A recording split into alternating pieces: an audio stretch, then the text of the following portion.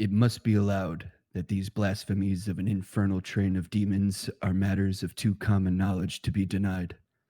The cursed voices of Azazel and Buzrael, of Beelzebub and Belial, being heard now from underground by above a score of credible witnesses now living.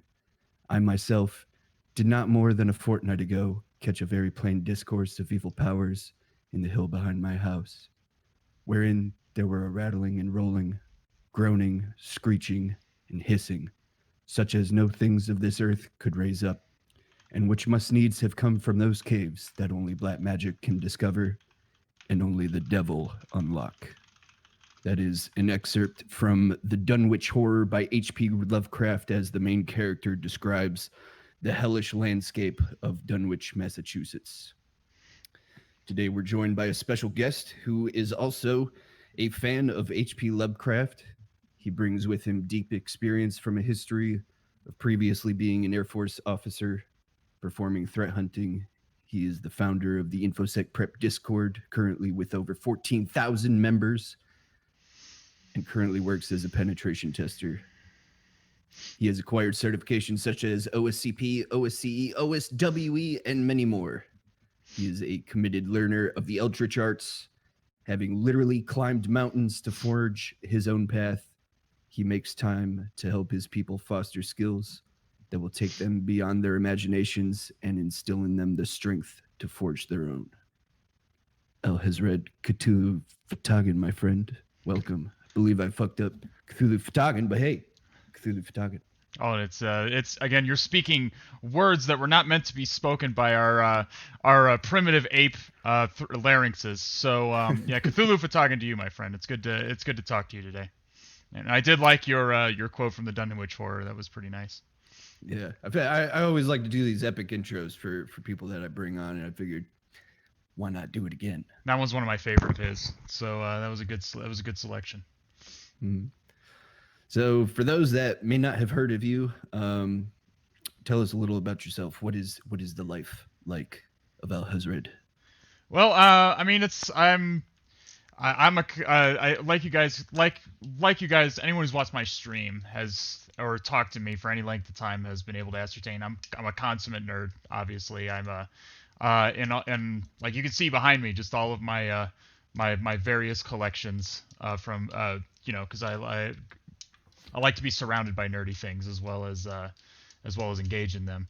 So that was really what led to it all. Like I just got interested in computers, and I got to where I am today what I do right now is I do them for a living. I do specifically as you said, as you put it so eloquently, the eldritch arts of offensive security, which many people find esoteric and unassailable in their shrieking immemorial lunacy, if you will.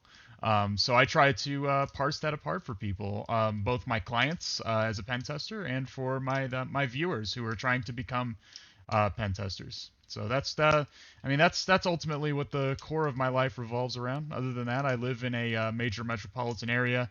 I like to hike. I like to experience the culture of my city when it's not being ravaged by a deadly pandemic.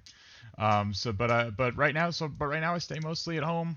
I got a few shows that I watch. I like movies, like pretty basic stuff. Like video games, pretty basic stuff. Yeah. What's your favorite movie? My favorite movie is The Nightmare Before Christmas. Unquestionably. That's a great one. I think mine would be a Chinese one called Hard Boiled by John Woo. I've heard of the director. Yeah, so they built like their own genre called bullet ballet, and that's literally the entire movie is just people shooting guns all over the place. But it sounds like it sounds like an interesting. It sounds like it's just a standard American action movie, to be honest with you. Like, it sounds like everyone's just shooting bullets all the time. Are you sure you're not describing John Wick? Okay, so there's only 3 fight scenes in the entire movie, but they're all like half an hour long. Oh, okay. So John Wick Parabellum then. Yeah. Like, so, all right. So John Wick 3. I like the John Wick movies. I'm just ragging on them, but it seems like an interesting selection. I'll have to look into that. Yeah. So enough about me. For those that I think most of my audience and most of your audience is going to know what entails penetration testing, but from time to time I'll get random people coming across on YouTube just out of pure curiosity. So, what do you currently do as a Well, penetration tester? well, I'm a I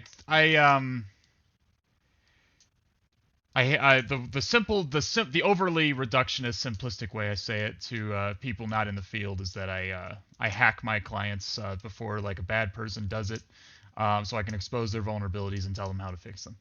That's like the overly reductionist way of putting it. For someone in the field, the way I'd describe it is I um, I would say clients hire me to test their systems, to test for common vulnerabilities and ones that are tougher to find, and then include them into what I found later after the fact, with an extensive report that tells them what I exactly did, how it can be replicated on their end, and why this problem exists and how to fix it, and to shore up their security posture internally, externally, web apps, even mobile devices I've done a few times. And anything they want me to look at, that's what I do. I'm just sort of a generalized pen tester slash red teamer, I guess. Yeah, and on that note, there will be people that come across that are in the field, and they'll hear the words penetration testing and red teaming, and they might not know the difference between the two. In what, how do you feel that those two different subfields of information security differ? I mean, I know people who are in the field who don't understand the difference between those two things. So it would not surprise me whatsoever if there was confusion in that regard. So these are two entirely different things, and it's key that people understand that these are two entirely different things. So they have different goals, they have different methodologies, they have different lengths of the testing period. Like they're very very different. I know a lot of people in the field who like to think of red teaming as sort of a souped up penetration test, if you will. Penetration test under a cuter name, I guess. Red teaming, but that's not really what it is.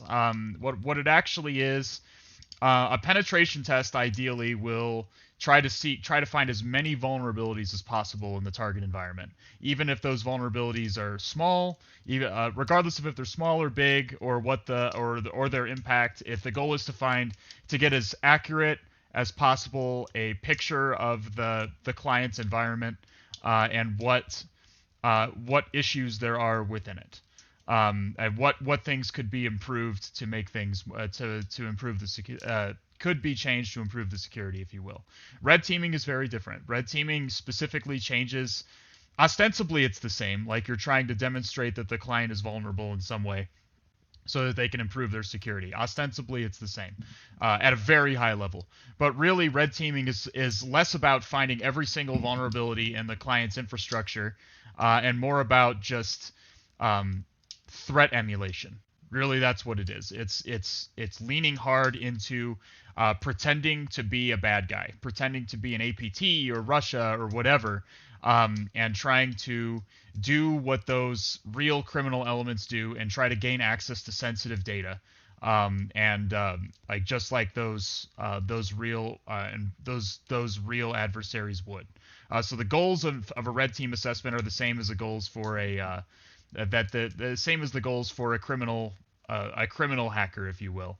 Um, to gain access to sensitive data in some way, or maybe to infect the client with ransomware eventually, or something like that. Somehow to monetize the access they've gained on the client. The red teams have a high emphasis on stealth, and remaining on the client network for a long period of time undetected. Like red team engagements typically take much longer, and penetration tests typically take place over a much shorter window. But red teams could sit on a client network for months at a time, even likely an adversary might sit on a client's network for years. before making their move and extracting sensitive data or whatever. So the goal again with red teaming is to act like a bad guy, as to be as similar to a bad guy as possible. Now, Yeah. for simpletons like me, would you say a penetration test is kind of like an assessment where you're trying to determine the maturity of an organization's security posture, versus red teaming, which is more along the lines of testing an organization's ability to detect and respond to threats? Do you feel like that kind of fits that narrative? Yeah, I would. That's accurate. I've had clients ask for red team engagements before that are just like startups. Like these people have really no security posture. I don't recommend red team assessments to anyone who doesn't have like a SOC and like like a dedicated security personnel who are specifically watching the wires to make sure that to look for bad guys. Red team is valuable in those instances because you get to train your blue team on how to respond on spotting and responding to real world threats.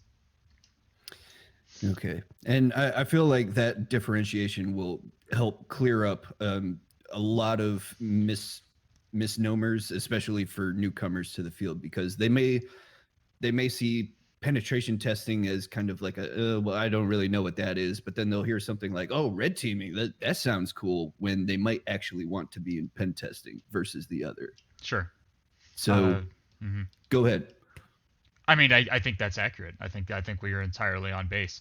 It's important to understand what the terminology means. Even within it's bizarre. Even within offensive security, which is a very niche field, within the niche field of cybersecurity, there's still like specializations that people govern their career around. And it's and finding your way in cybersecurity can always be a little bit confusing in that regard. Like you may want to be in offensive security, but I know guys who want to do web apps. I know guys who really like the internal side. I know guys who really want to be high octane red teamers and threat emulators in the future. So it really is bizarre. It's unique I think to this field, the amount of diversity that there is in it. Like even within such a niche field, there is so much diversity in such a small community. So what originally sparked your interest in penetration testing? Well, I've been interested in computers since I was since I was little. Really, I was fortunate to be born in the age when the internet was just reaching its was just getting into its mature phase. And so when I was in middle school and high school, the internet was like really kicking off, like the .com boom and all that stuff.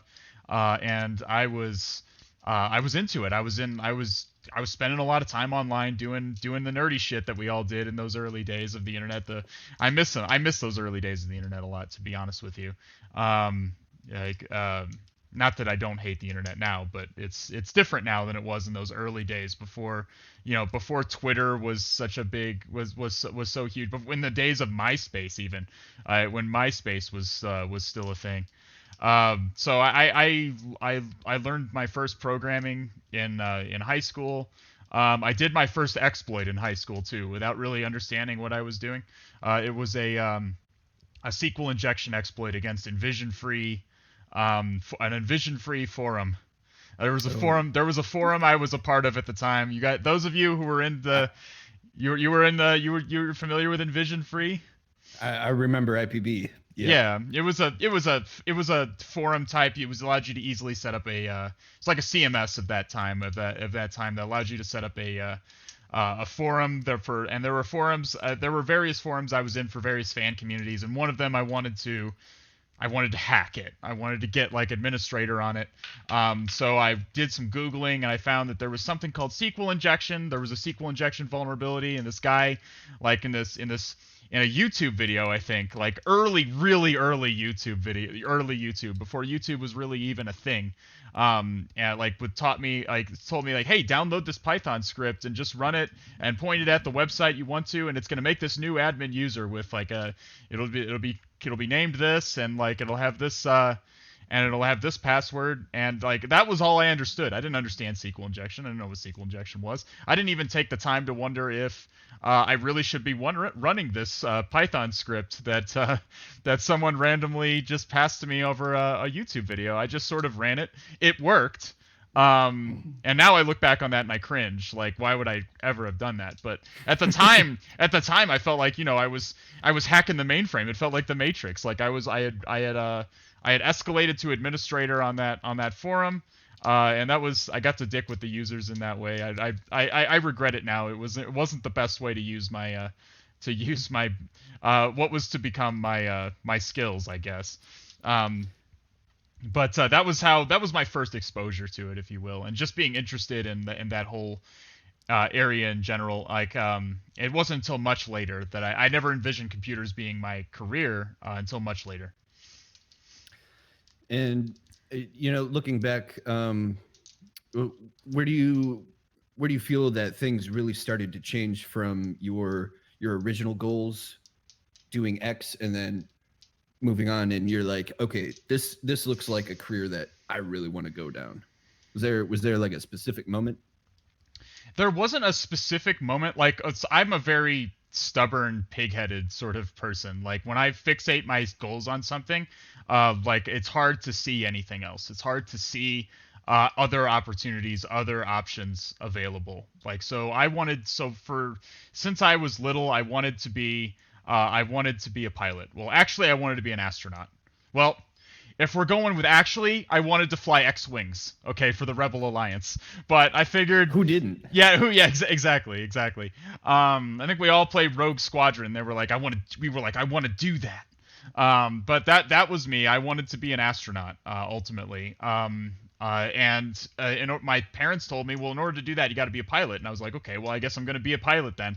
And then we used to take a lot of vacations to Colorado, and one time we visited the Air Force Academy, and I remember they pointed to the Air Force Academy and said, well, if you want to be a pilot, you got to go there. And that, like, burrowed its way deep into my parietal lobe and just, like, kind of rooted there. And that was just what was happening now. That was just what was going to happen. I was going to go to the Air Force Academy. I was going to be a pilot.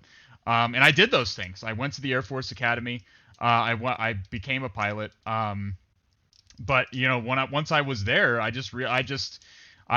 discovered that what I was doing was not what I had envisioned it to be. Like, it's a really hard thing to come to grips with the fact that the thing you've wanted to do for your entire life is not as great as you always envisioned it being in your head. The flying was great. I loved the flying. I was good at it. Everything was fine. There was one time when I oversped the aircraft because I was trying to be Star Fox in R-Wing. That literally is the case. Like, there was a strict rule that you're only supposed to do one aileron roll in the plane. And I was always like, why the fuck is this? Why the fuck is this? So when I did my solo and went out into the area started doing my aerobatics again. This was my second time ever being in the aircraft alone with no instructor pilot, and I was like, fuck it, we're gonna be Star Fox. We're gonna do it's not a barrel roll, by the way. When Peppy says do a barrel roll in Star Fox, what you actually do is an aileron roll. A barrel roll is different. But I decided I just moved the stick to the side and started doing a whole bunch of aileron rolls in a row. And then it turns out that when you do that, you lose a lot of lift from underneath the wings. So before I knew it, I was pointed basically straight down. And when you're pointed straight down, you start going really fast. So I did, like, kiss the overspeed indicator on the aircraft. It didn't damage the aircraft or anything. There's pillow built into that. But I had to report it. It was embarrassing and stuff. But that was the last time I ever tried to do more than one aileron roll at once. But I loved that part. The part where I was doing aerobatics and doing formation with other pilots. That part was fucking awesome. It was just great. Fantastic. Had a great time with that.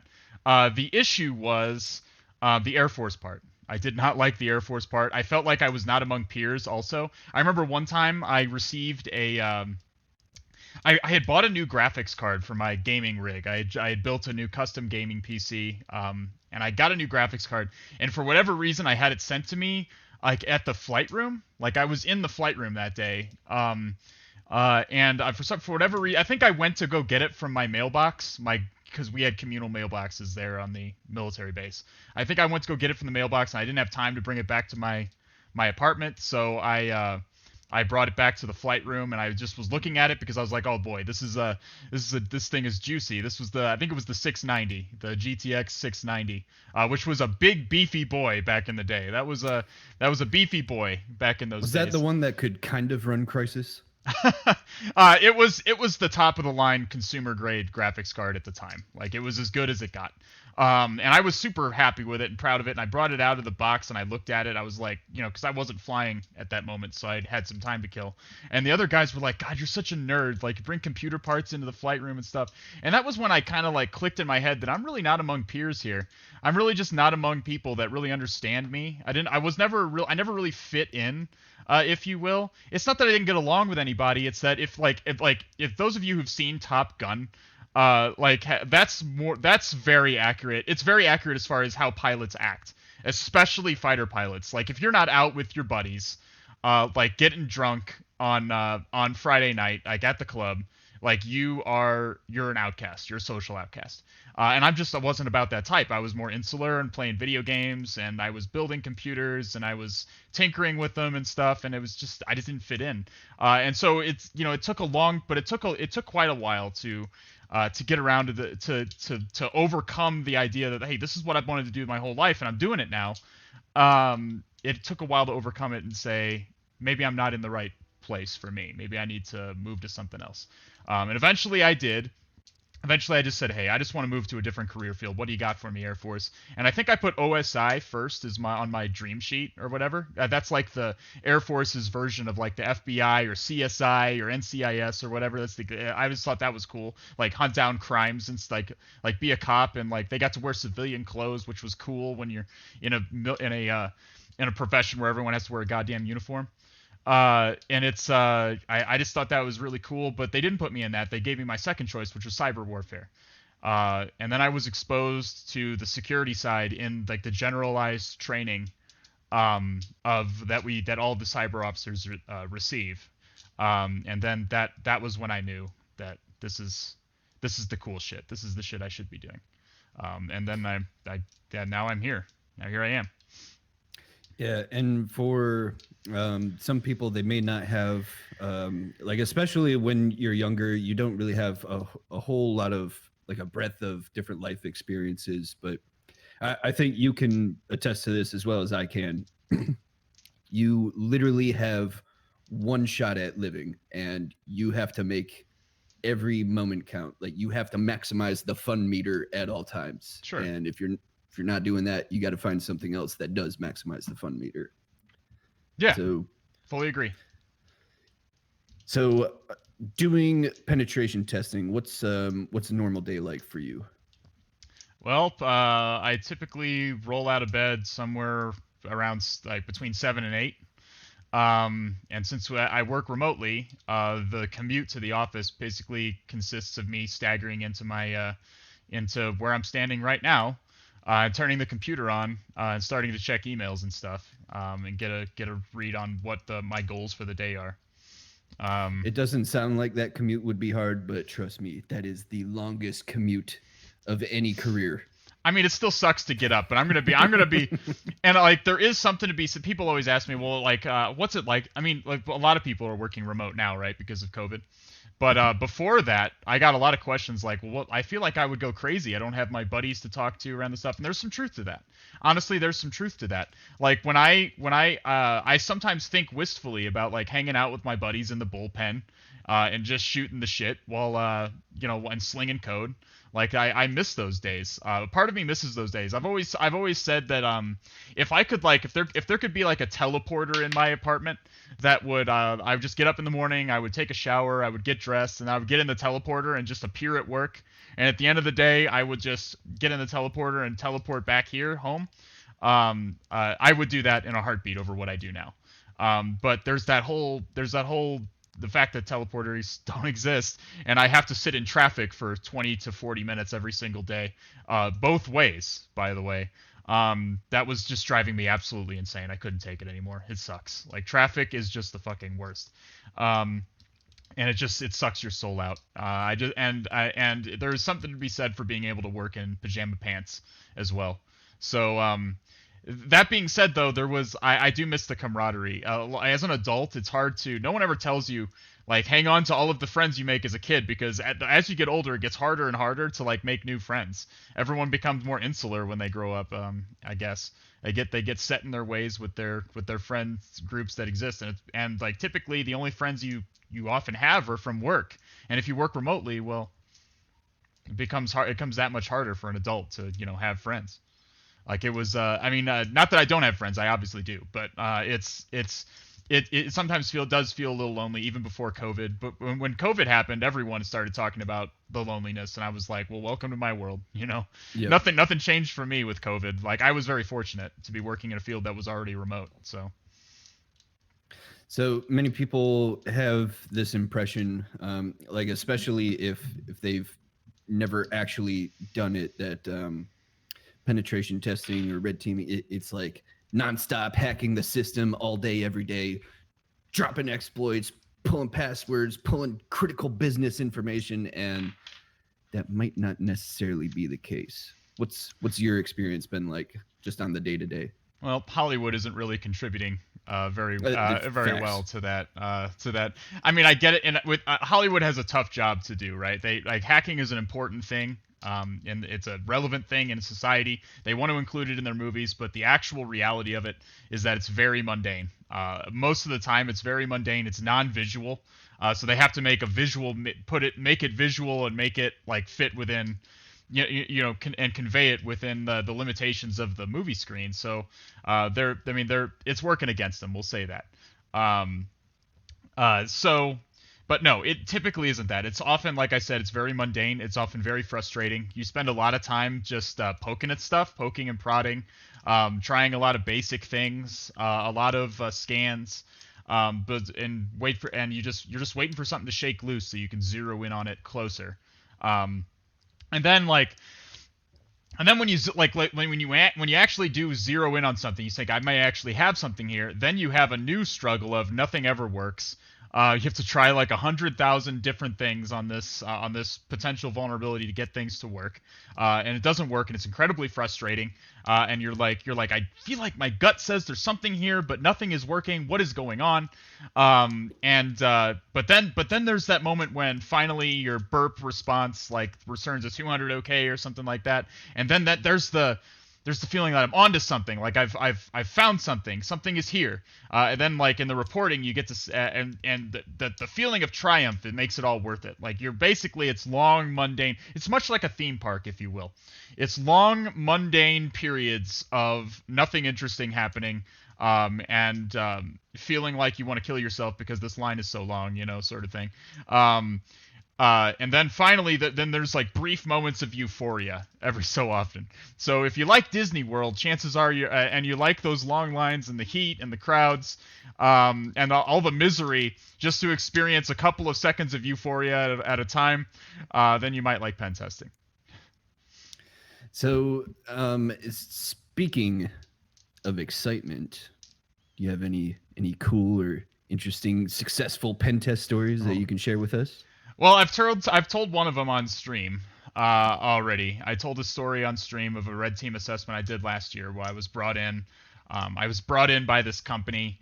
They were specifically, this company was definitely, I would have to say, the most robust client I've ever tested.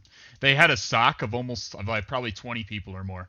I wandered through it at one point by accident, and they didn't know who I was. I was just I was like, oh shit, I'm in the fucking SOC, because I was seeing like Kibana stuff and like Splunk output, and I was like, oh Jesus, I'm in the fucking SOC by accident. I was just exploring the building, and I accidentally wandered into the SOC, so that was interesting. But basically, they were not really concerned about external actors. They thought they had pretty much that on lock. Though I did do an external assessment for this company as well, and we did have some success that made them scratch their heads. But the more interesting part, arguably, was the internal part where they actually onboarded me as an employee at their company. I went, so they did a background check, and they onboarded me as as a contractor for them, working on a temporary basis. And I was given a laptop just like all their employees are, standard issue laptop. I was not allowed to use Kali, to use Even a boot to USB. USB drives were restricted anyways. I was not allowed. I was only allowed to use the laptop, and that's it. And I had to like get as far as I could in the infrastructure of the organization. And that was a very interesting assessment. I've never faced another assessment like that. And when you're faced with those interesting assessments, that's when you really have to, because I don't have Kali, I don't have all the tools that I normally have. I don't have Kali, I don't have Black Arch, I don't have any of the things that I typically would use on these assessments. So what do? You start thinking out. You have to think outside the box. You really have to stretch your brain a little bit and try to be creative. And that's what I did. And I was able to gain domain admin actually for a couple of minutes before they swooped in to like basically arrest me at the desk because they detected Mimikatz running on my machine. But I mean, I could tell I did tell that story on stream. If you want to want me to tell the whole story again, I absolutely can. It's a good story. It's people like to hear it. So. Okay, so I've heard a number of different pentest stories from people, and I don't think I have ever heard of being like deployed into an organization like some sort of like Russian sleeper agent, you know. Mm-hmm. So I think this one sounds really cool. Oh yeah, this one was a cool one. To be clear, this is not a standard test for me by any means. This client was paying a lot of money, several hundreds of thousands of dollars for our test, and for the internal, and I was being flown into the city in which the company resided every week. They were paying for that.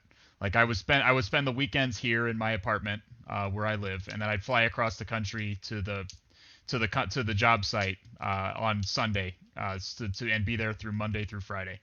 It was grueling on me just because of all the travel and all of the and the testing was very high octane stuff. Like it was there was stuff happening almost all the time. So it was they were paying. I can't tell you the name of the company. It's a household name. Yeah, it'd be easy to find this. You'd probably know the name of this company. But yeah, they were particularly, again, this client was very robust. They know that the highest chance they have of being breached is by one of their own employees, either by a disgruntled employee or by a negligent one. So they wanted me to act as, and obviously a disgruntled employee is more dangerous. So they wanted me to act as a disgruntled employee. So that's what I did. The laptop they gave me was incredibly beefy. It was running an i7 with 32 gigs of RAM. It was the beefiest company laptop I think I've ever seen. And I could see it. I just opened it up and like I booted it up and I went and I'm just sitting on the desktop. I opened the task manager just to see what the fuck was running, and I quickly became aware of why it's so beefy, because just sitting on the desktop there were 14 gigabytes of RAM in use from all of the security stuff they had running. They had Power Broker.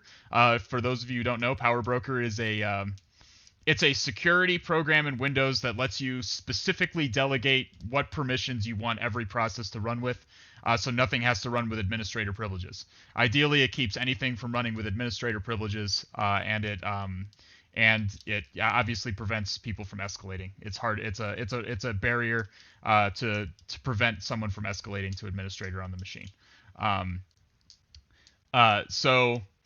Then there was Carbon Black, which is a wily motherfucker. When it's properly configured, Carbon Black is a wily motherfucker.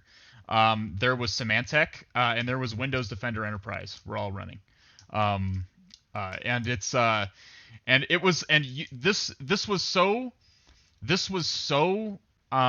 they were so paranoid that you weren't even allowed to like go on Google and like download Firefox or anything. You weren't allowed to like install a browser. You weren't allowed to install anything. Anything you installed had to come from their own internal app store that you had to access on their company intranet. You had to go to a URL and you could download software that they had on their own internal databases that had already been pre-approved and stuff.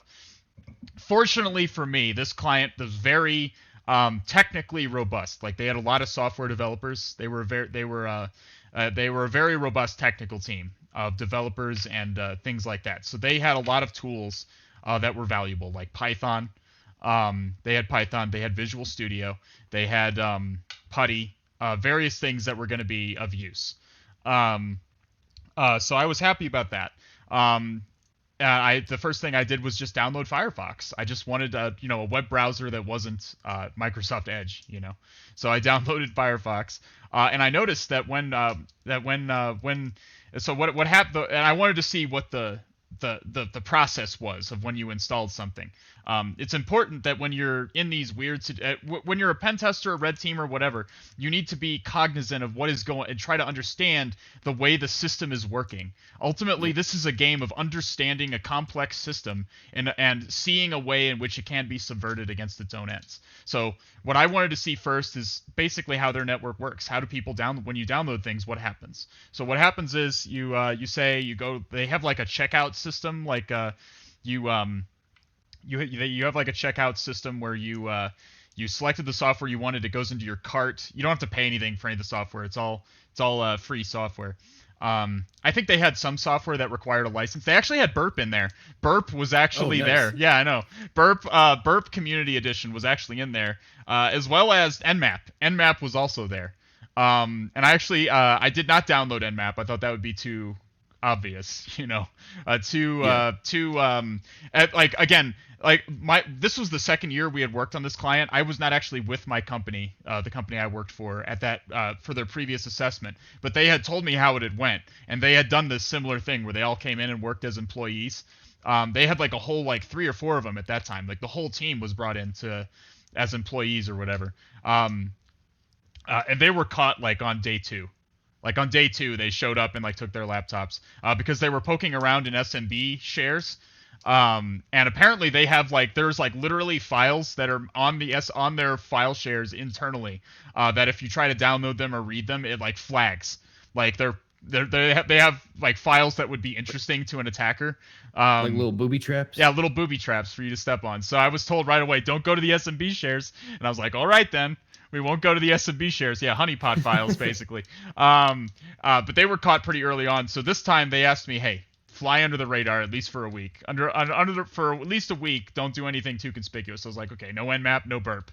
We're gonna operate like a regular employee for a week. Anyway, so what you do is you check out, you pick your software. I pick Firefox. You goes into your cart, you go to your shopping cart, you check out, and then what happens? And then you get an email that says, your Firefox will be installed automatically in the next few minutes, or whatever. And then I waited, and then suddenly a little blurb appears at the bottom right that says, software is being installed, or something.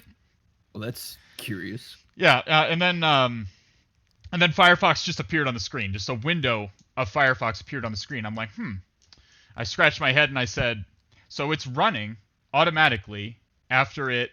So something is remoting into my machine, essentially, to install this software, presumably with administrator privileges, which has the power to install stuff. Okay? So, interesting. And then the software runs. Does it run with the privileges of whatever it is that is installing it? Is the question I had to ask. Is the question I asked myself. And I couldn't tell if Firefox was running with administrator privileges, actually, because thinking back on it now, I actually could tell. In Task Manager, you can see the privileges of the things that are running if you have equal to or less than the privileges of that process. And I was not able to see the privileges of the Firefox process, which means it was running with in an elevated context. But at the time, I was like, it might be running as administrator, but I don't know.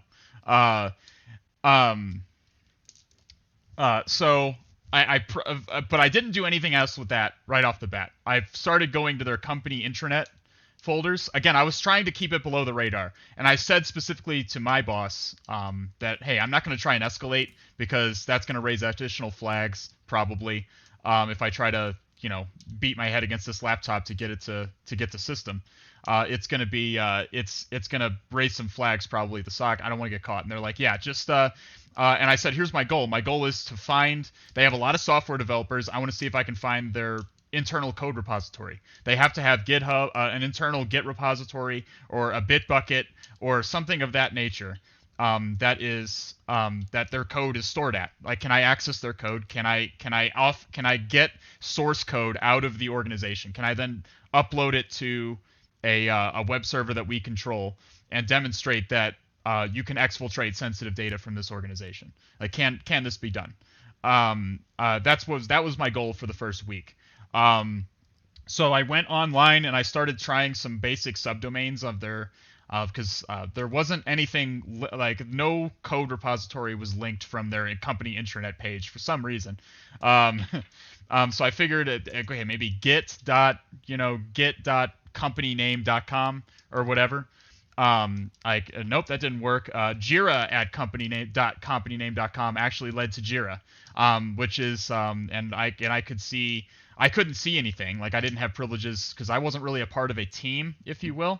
I was just sort of in there as a generalized employee, so I couldn't see any Jira stuff. However, note from my days as a software developer, I know that Jira often comes with Bitbucket. So I tried bitbucket.companyname.com, and Bitbucket worked, and I had access to a fucking mountain of source code.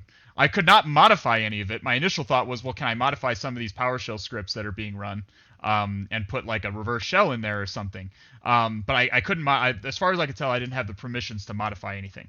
But I could read it all. Like, I had their Kubernetes clusters configurations. I had PowerShell scripts for installing and patching. I had like tons of their internal software source code, tons of C# source code for their internal company software.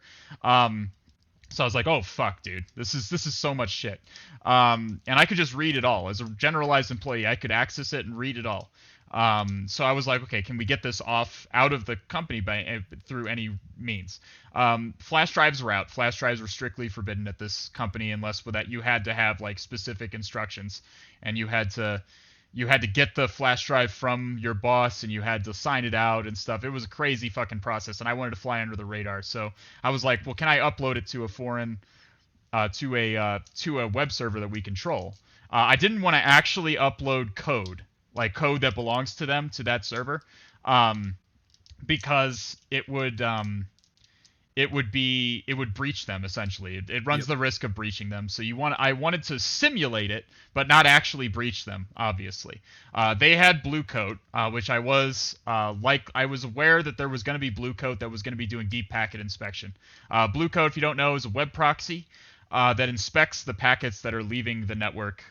Basically, it does what's called SSL stripping attack, and you're not able to use so none of your communications at this company were really confidential. We're really with the web server, with web services anyway, was really confidential because Blue Coat was stripping the SSL away and was viewing your content in clear text. So I had to encrypt it. I encrypted the I put it in an encrypted 7-zip file. The first time I did it with I did it by actually zipping up all of the a bunch of their source code that I downloaded into an encrypted 7-zip file, and then I opened the 7-zip file in a notepad, and I just deleted random lines of it, so that it wouldn't decrypt. So that it would not, no longer would it decrypt. Does that make sense? Right. So no, it was just encrypted data going out. And Blue Coat stopped me. It would not allow me to upload anything encrypted. Nothing it couldn't read was allowed to go through. It threw an error message when I tried to upload it to our server. So I was like, fine, I'll upload it unencrypted. But this time I went to my own GitHub and I downloaded some of my own source code. I have a lot of source code for like C and Python and PowerShell, a bunch of stuff that I personally work with on my GitHub. So I went to my GitHub page and downloaded a whole bunch of my code because it looks like code. It still the point is it looks like code. And if they have anything that is scanning specifically for a pattern that looks like code, like source code, then it would flag that, but it wouldn't be something that would breach them, if that makes sense. So then I just tried to upload that, and that succeeded. And they didn't actually. I found out later they didn't actually catch that. They didn't know until the reporting phase that we'd actually managed to simulate offloading exfiltrating data from their internal organization. So that was the first success of the first week, that I was able to exfiltrate sensitive data from their organization without being detected. And then for the second week, I was told, okay, now we want you to try and escalate. Like my boss was talking with their security manager, and they were like, who knows that the test is going on. Doesn't tell his security guys, obviously, that would defeat the purpose. But they said specifically, hey, we want you to try and escalate. This time I tried to escalate. And keep in mind, last year, the year before this, my company had several people in there. This time it was just me. They sent only one guy in because they thought one guy would fly below the radar. So I was the only guy who was actually in. Like, I had other testers on the outside who were advising and giving me ideas and helping me set up with like the web server and stuff like that. But they were working on external stuff. They were poking at the external perimeter, and I was the only one on the internal side. So now they wanted me to escalate. So now I turned my attention to the app. My initial thought was, well, maybe one of these applications that I downloaded, that I downloaded runs with administrator privileges just by default. Or maybe it has some kind of vulnerability that'll let me escalate, a trivial vulnerability to let me escalate to administrator. So I downloaded a bunch of things, like a whole bunch of stuff, just to see if any of it would have any vulnerabilities I could shake loose. But as I was doing that, I realized that, hey, if I can what if I downloaded Visual Studio Code, which has a terminal feature. Those of you who don't know, if you open up Visual Studio Code, there's a tab you can click on that says terminal, and that it's just a command prompt right there in Visual Studio Code for you to execute stuff. So Visual Studio Code is running with administrator. You can open up an administrator terminal from within Visual Studio Code. So I was like, hey, what if all these things are running as administrator, and if I can install Visual Studio Code and it's then running as administrator, I then have an administrator command prompt. So I downloaded Visual Studio Code, and sure enough, when Visual Studio Code came up, when it appeared on the screen after being installed, it said administrator in little brackets at the top of the pane, and I was like, oh god damn, we've done it. And I typed in "who am I" into the terminal, and it said "you are administrator" on your machine. And I was like, "Oh shit!" So I then told my boss before running anything else, because I bet you anything that's running in elevated context on these laptops is being scrutinized.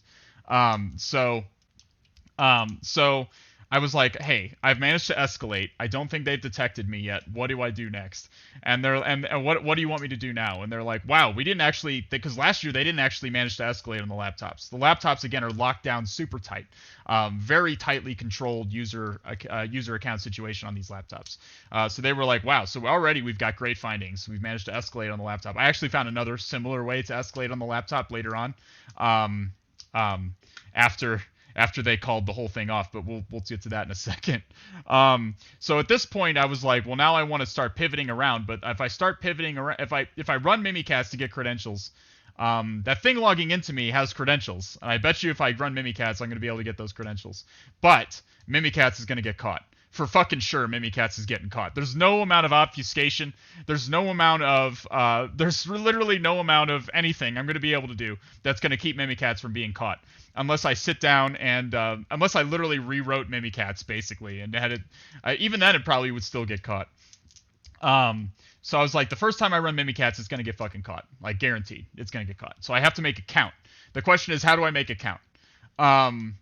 So what I had learned earlier in the week is that I literally don't even have the rights on my own laptop to uninstall software. Like, I can download the software and something comes in and installs it, but I cannot uninstall it. If I want something uninstalled, I literally have to call tech support, who then remotes into my machine and then uninstalls it for me with elevated privileges. And I was like, Wow. And I was like, So then they have to log into my machine, huh? Interesting.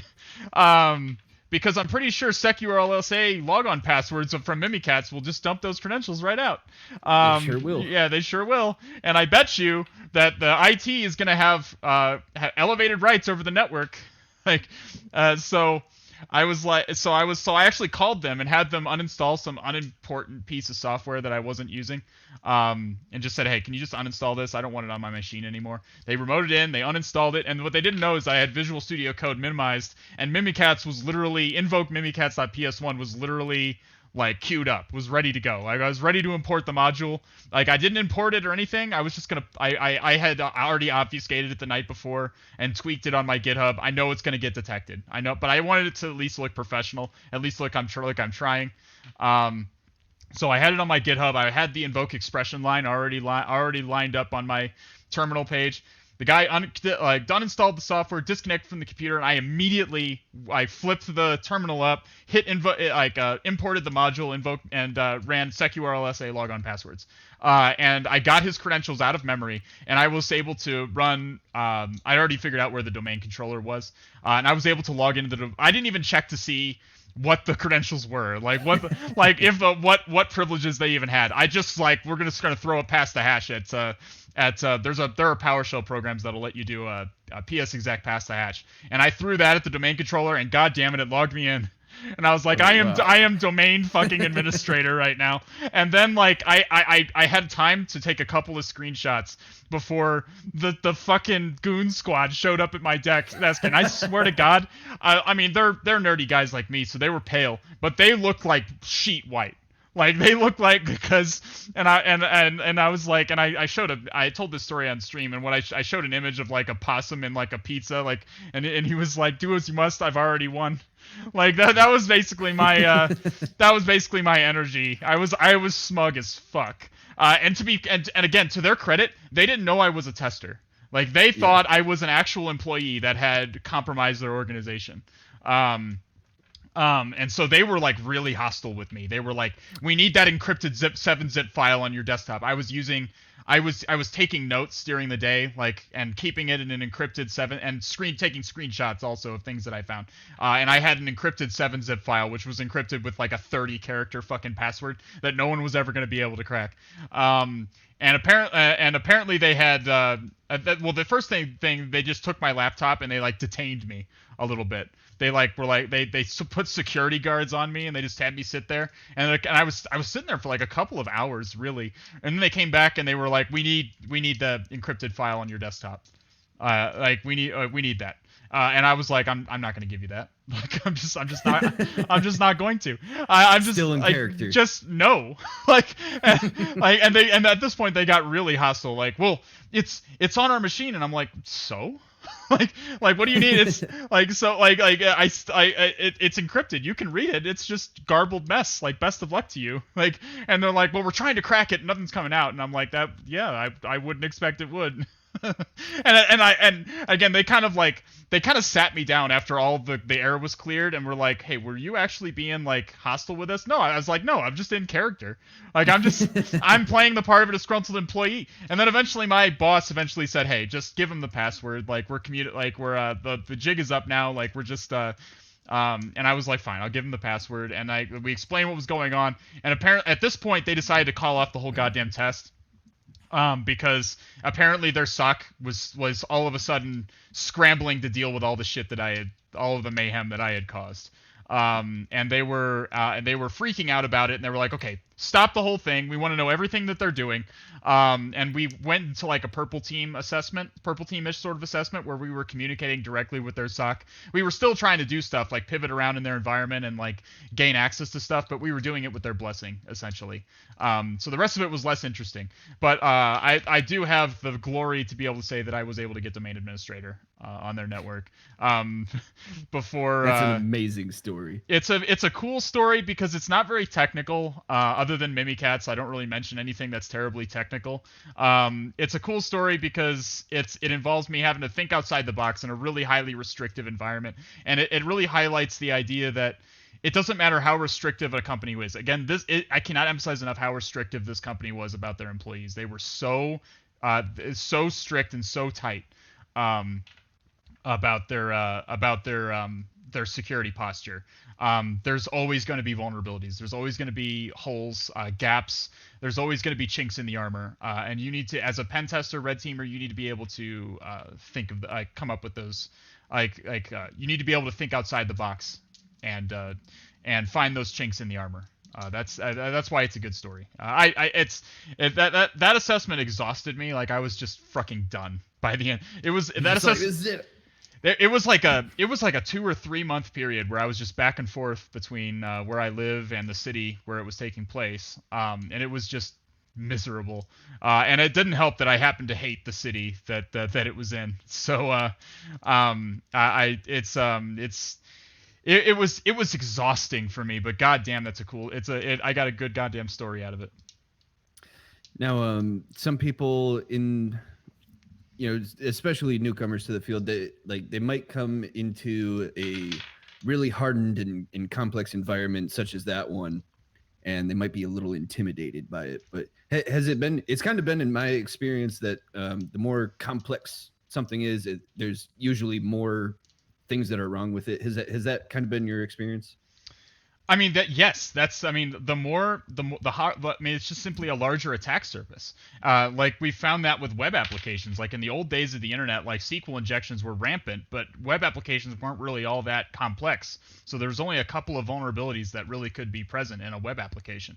These days, web applications are super complicated creatures. They have not only do they have databases on the back end, they're often running WebSocket stuff. They're running they got APIs they're talking to. They got tons of JavaScript that's running on the background. Like there's tons of stuff to look at and interesting things to debug. There's places that vulnerabilities could exist.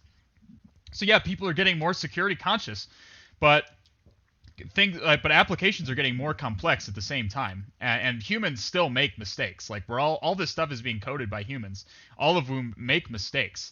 So yeah, I would say, okay, I would say to somebody who said that, who's like, well, I'm intimidated by environments like that. I'm like, you think I wasn't intimidated turning on the? Do you really think me? Like I opened the fucking. At that point, I'd only been like a professional pen tester for like a year and a half.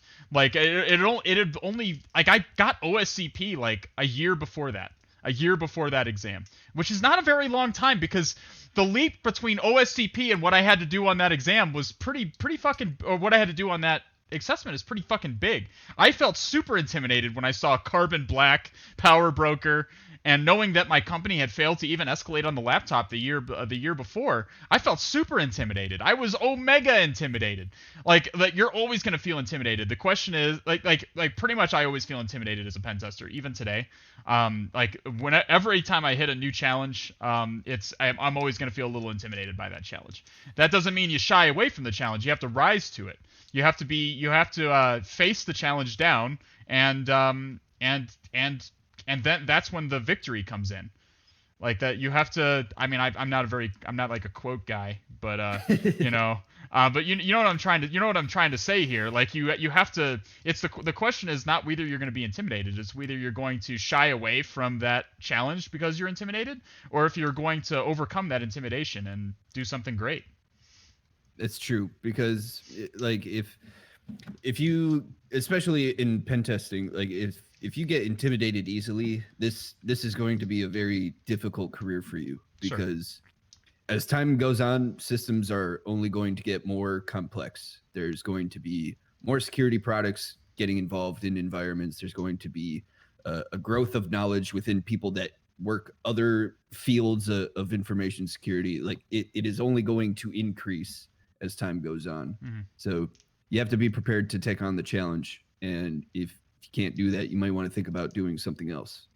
You do. I mean, that's just a hard fact. I mean, the field is, it's never good. There's never going to be a point in this field. I know the OSCP, the biggest thing I get about OSCP is people just getting into the cert and are like, I feel like I'm never going to be able to learn all of this. I just feel like there's so much. And I feel like I'm so intimidated by the exam. What do I do about that? And I was like, that's just the way of things. Like I've had OSCP for years. I've gotten 2 other offensive security certs and faced down 2 more of their exams. And every single time I'm intimidated by the next challenge that I'm facing. Like, because you constantly face the more you know, especially in this field, the more you become aware of the amount of things that you still don't know. Like I mean, I could crush OSCP now. If I took the exam again, I would obviously destroy it. But I've evolved past that, and I get to the point where you never really feel like you're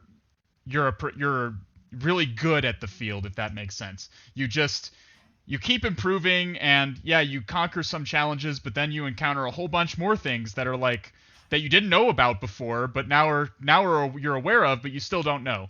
Like you just it feels like you're running on a treadmill. Like you are making progress, but not it's never clear to you how much progress is being made. So it's just the way of things. It's just the way of the field, and if and you have to be prepared to deal with that. You have to be prepared to thrive in that kind of an environment. And speaking of different levels of, I guess, things that can go wrong, because like throughout that example that you gave us, that some things were a little shaky, but sometimes failures can be great learning experiences. Yeah. So, what do you have any that you're able to talk about with us? Because so on my channel, a growing trend has been authenticated burp spider. Allegedly, it's like the most catastrophic cyber weapon ever created, like more dangerous than Stuxnet. Yeah, interesting. Let's see. I mean, I have tons of failures, challenges I've failed to do, boxes on Hack the Box that I've beaten my head against for hours at a time without getting anywhere. I tried to, like on Player 2, for instance, I've tried to do that. The Player 2's second, like Privask, is a heap exploitation, and I tried for fucking ever to understand the heap. And I tried to, and write and debug the vulnerability and exploit it, and I just couldn't do it. I just couldn't get it. I couldn't get it to work. Nothing ever shook loose, and I finally threw my hands up and said, you know what, this is just not gonna fucking work. And eventually, a friend of mine actually said, hey, there's actually another way to escalate on that box that doesn't involve an unintended way to escalate on the box that doesn't involve heap exploitation. And that's how I was able to get root in the end on that box. But I was like, at the time I was like, God, I'm so excited to see IppSec fucking teach me the things that I failed to learn on this box. And he turns out he just took the unintended route too. He said fuck the heap and went the unintended route as well. It was Linux heap, Mojo Dojo. Player 2 is a Linux machine. So it was a I mean, that was a small thing. Like that was just a hack the box. I mean, I don't have like any big defining failure, I guess. I did fail the OSCE exam the first time, but I didn't blame that on me. I blamed it on Offensive Security's course at the time. That was the old. those of you who those of you who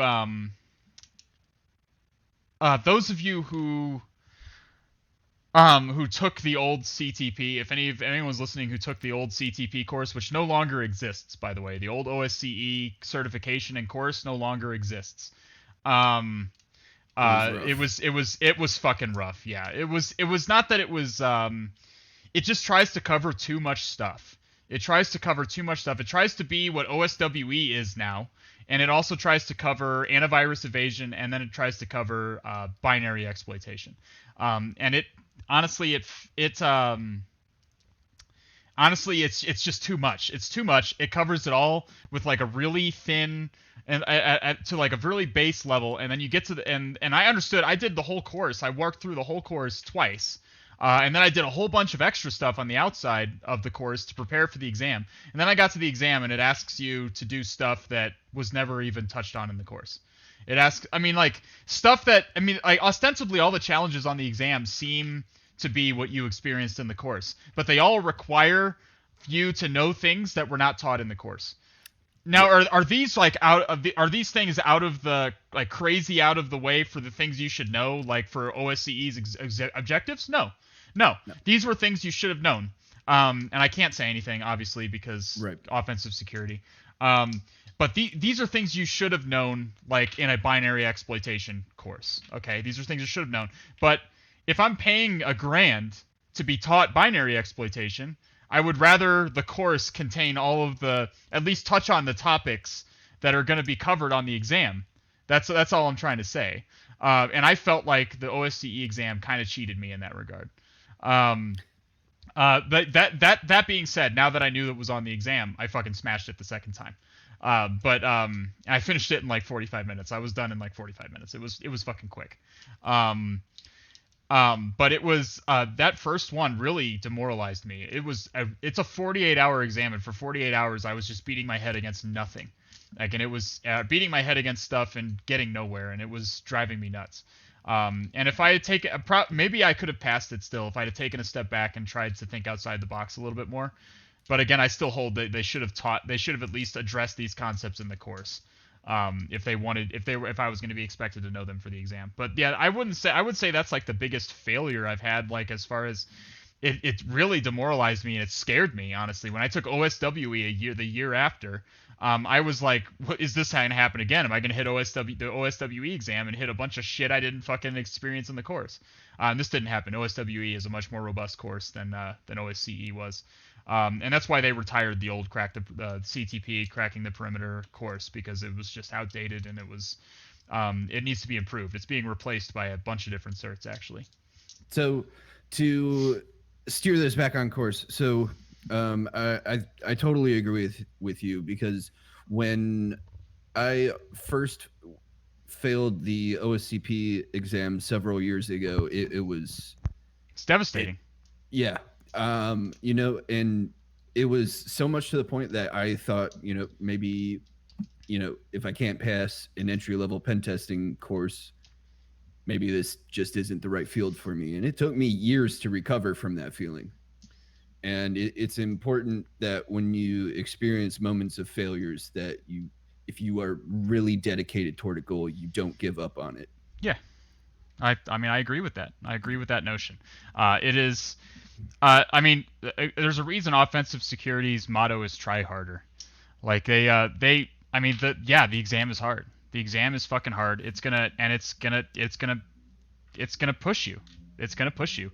My exam pushed me when I took OSCP. I think you're completely justified in feeling intimidated by it. I felt intimidated by every single offensive security exam I've taken. Because they're difficult exams. Offensive security does not give out its certs easily. People fail, like, it's very, very common. Like, I don't think they release their metrics, but I think it's probably more than half of the people who attempt OSCP fail it on their first attempt. And the question is, are you going to be able to stick it out and do the thing and get it in the end? And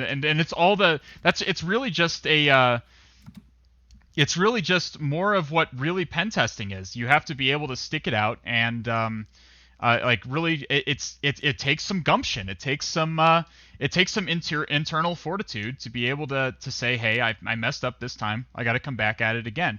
That was me with OSCE. And yeah, I look, even today, like in 2020, I'm in like a constantly Schrodinger's superposition of feeling like the best hacker in the world, and feeling like I have no fucking idea what I'm doing ever. And I've managed to scam my way into being a pen tester somehow. Like I literally am constantly existing in a superposition of those two states. I go through days to this day where I'm just like, I'm the fucking worst. Like, why am I even in this field? I am the worst at it. Like, I just shouldn't be here. And then there are other days where I'm like, I'm the fucking best. I'm the best hacker in the world. Like, I'm literally hacking the mainframe. I did a righteous hack, as the people in hackers would say. Like, I did a thing. I'm constantly oscillating between those two positions, and I think pretty much everybody who's in a challenging field that consistently consistently challenges them and forces them to improve is feeling like that they're constantly they constantly feel like they are both insignificant, they're both insufficient, and the best when they succeed. Like, that's not just cybersecurity. That's any field that doesn't involve you going to a 9-to-5 job and punching in numbers day in and day out, doing some mindless work that doesn't engage your brain in any way. If you're being challenged, you should feel like you are. If you're really being challenged by your job and really being and being forced to improve by it, you should feel like you are that you're kind of just struggling for water all the time to keep up with everybody else. And that's just the way of things. You're not that's part of the reason I started to stream, so I could let people see the struggle and let people know that they're not alone when they're trying to learn these things and beating their heads against it a little bit. Like unless you're a seasoned pen tester, no one goes into OSCP and goes, yeah, I just know all this is all really easy. This is all simple and easy to put together stuff. I've walked a lot of people through OSCP out, like not walked them through it, but like helped them as they went through the process. And the people who have succeeded have been the ones who like didn't have to ask me stuff all the time. Were like that would beat their head against the thing, and they wouldn't, and they would occasionally message me, and they wouldn't have a question on a box. They would instead like vent about how they just feel inadequate and how they feel like they're just never going to get it. These are the people who were most successful in the program, in my experience. The people who were least successful, the people who never felt like that, and the people who just kept coming to me like, hey, can you give me some help on Humble or whatever, which is a name of a box in the OSCP lab. These people did not succeed. I'm speaking of someone I know in particular, a close friend of mine actually, who I tried to lead to an OSCP certification so he could get into a career, because he's kind of at a crossroads right now in his life.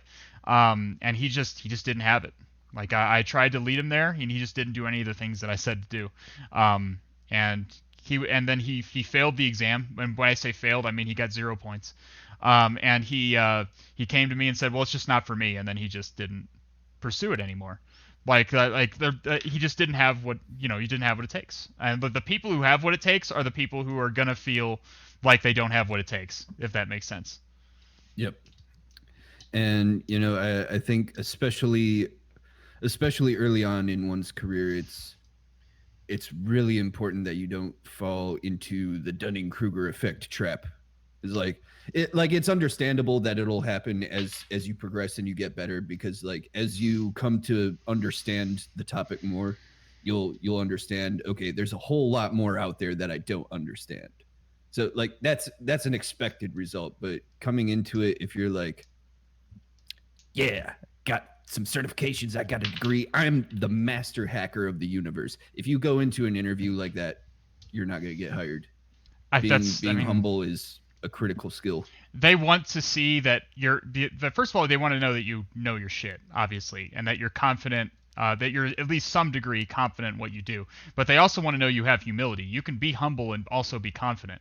I'm confident when I go into a pen test, but I'm also, but I know what I'm talking about when I go into an interview.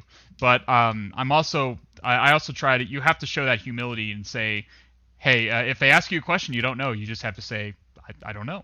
Like I just have to do more research on that. I don't know. Show your willingness to admit when you don't know what you don't know, and then go and learn it yourself. That's what they're really looking for. I think ideally. I've never been on I have done some hiring. I was the pen testing team lead at the company I just left. So I did do some hiring for the team. But now I'm moving into another position where I'm not going to have to do any hiring, so I'm pleased about that. Like you said, you don't want. There's both Dunning-Kruger effect and imposter syndrome, and they're both rampant in this field, like absolutely rampant. Dunning-Kruger I saw predominantly when I was in the military, like the military, especially in the officer corps. But the officer corps, the cyber warfare officer corps in the military, is literally a whole bunch of people trying to convince the other officers that they know stuff about stuff. And now there's a lot of peacocking in the military. Oh my god, there's a ton of it, especially in the officer corps. Like you had dudes who had their CEH and were like bragging about it. They were like, I have CEH. CEH isn't worth like. Yeah, like you can wipe your ass with CEH. It's fucking worthless. That cert is goddamn worthless, except for a box check on a resume.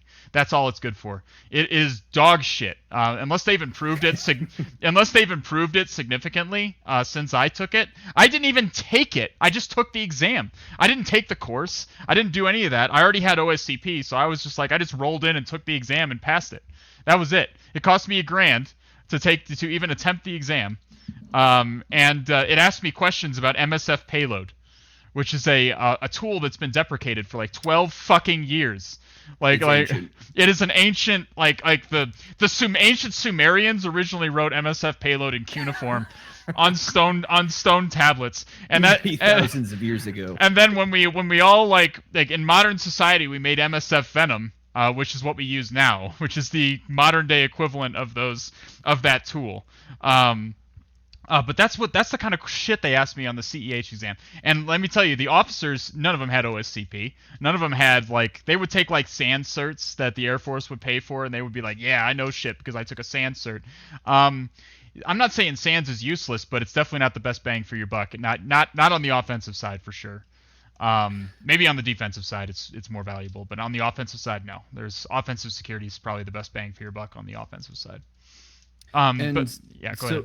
So on that talk of certifications and how they can impact one's careers, of the ones that you have, which do you think has had the most significant impact for getting employer attraction? Oh, unquestionably OSCP. OSCP is the industry standard. Every HR representative looking to hire a pen tester is going to be looking for OSCP. Every single time OSCP, there are competing certifications out there now, I don't know. The eLearn Security has some. I think Pentester Lab has one too. But OSCP is still the industry standard. It's the best. It's the one in the field they're always going to be looking for. If they want to know that because OSCP teaches you not only the pen testing, it teaches you the basic concepts of pen testing, but it also teaches you the methodology, and it teaches you to struggle. It teaches you to struggle and to self-teach, which is really the core things that you need to know as a pen tester, because there's always more things that you're going to have to learn about, and OSCP teaches you how to learn, which is why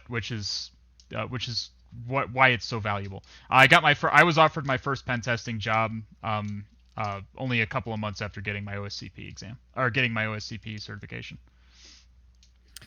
And some speculate that as the number of OSCP holders continues to grow, that its value for employers will start to diminish. Do you foresee that becoming true, or even in a world where that may not be true? What do you think that people can do to offset something like that happening? I think that there's so much demand in this industry from employers. I get reached out to by recruiters literally daily. It is I would say maybe not every single day, but definitely once every 2 days. If they miss it, 5 days out of 7 probably in any given week, a recruiter reaches out to me on LinkedIn or Indeed or whatever, to say, hey, we got a new opening. We want you to apply. We can get you in with an interview today. There's so much demand in this field that I just don't think that that's the case. I think that OSCP is going to remain. I think that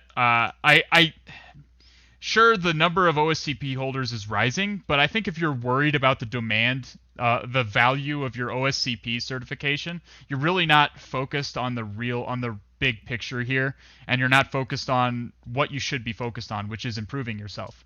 Because OSCP, who is taking OSCP and was going all done, don't have to learn anything else, all fucking done, dude.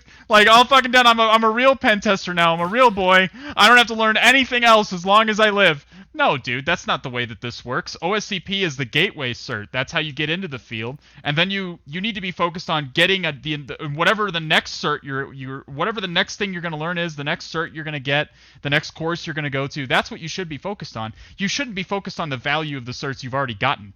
Because that's a sunk cost. That's the sunk cost fallacy. You've already invested in that cert, you have it. Whether it becomes less valuable doesn't really matter. It doesn't really matter. What you should be doing is learning more things, getting more certs, making yourself more valuable, adding to that alphabet soup on your LinkedIn or whatever. And then you don't have to worry about your value, your OSCP. The value of one cert doesn't really matter to you then, when you're just constantly seeking out new certs and new ways to learn. It doesn't have to be certifications, but you have to be seeking out new challenges, new things to learn, and constantly be improving yourself. If you just did OSCP and you're just okay, that's it, don't have to take any more of these, don't have to learn anything else, then you're not approaching it the right way. You didn't learn what I learned from OSCP, they'll put it that way. Yep, and I think almost everyone can agree that they don't want to someday realize that they're 65 years old and they didn't do anything with their life. Nobody wants that outcome, and it's important to make the most out of the time you have while you still have it. Yeah, I think that's that. I mean, that's perfectly valid. And no one's saying that OSCP has to be the metric of whether you did something in life or not. But it's a difficult thing, and often the hard things are the most valuable things. They feel the most valuable to you, and they're the most memorable. Like I remember, I look back on my OSCP exam, not necessarily the exam itself, but the overall experience of doing the labs and stuff. That was some of my most cherished time in this field.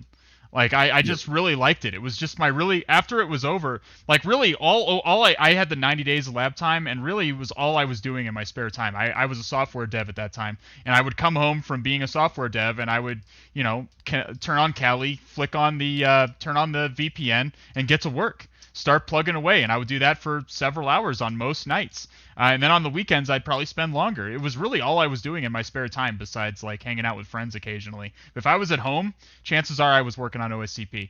And after it was done, after I was done with OSCP, it was literally like, what do I do with my time now?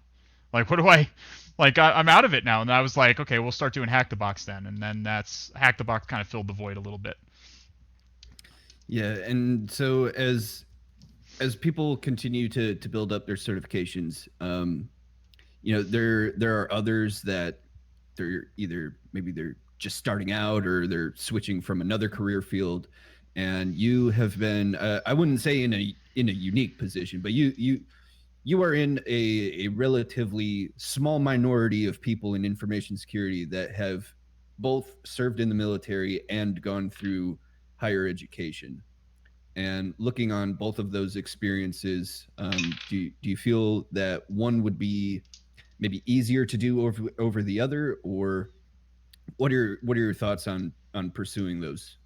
Like specifically as far as pursuing an information security, as far as pursuing an information security degree or whatever, or a career in information security. That's what you're trying to say? Yes. Okay. So I want to make it very clear that I'm a big proponent of higher education. I do think that people, regardless of what you want to do with your life, you should be educated. You should be you should be trying to learn more about the world. You should be trying to improve yourself, no matter what.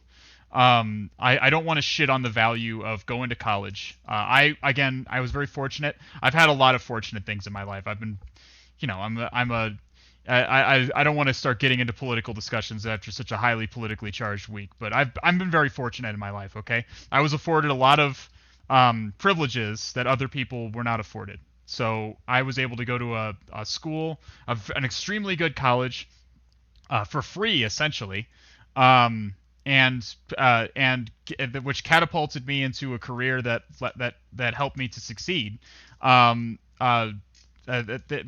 into a career that helped me with a safety net underneath of it. Like even if I decided to change careers within the Air Force, I was still in the Air Force and therefore was getting paid and things of that nature.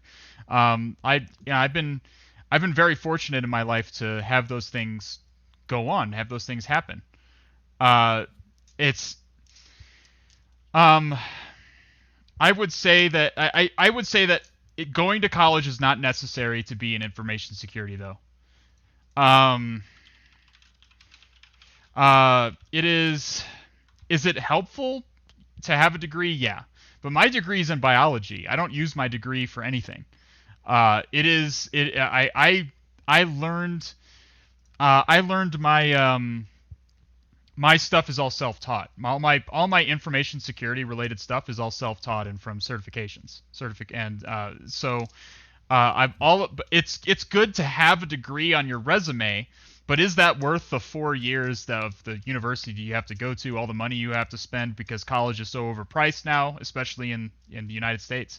Probably not. Not if you're looking to be in information security. OSCP is cheaper and it's going to get you further than my degree does.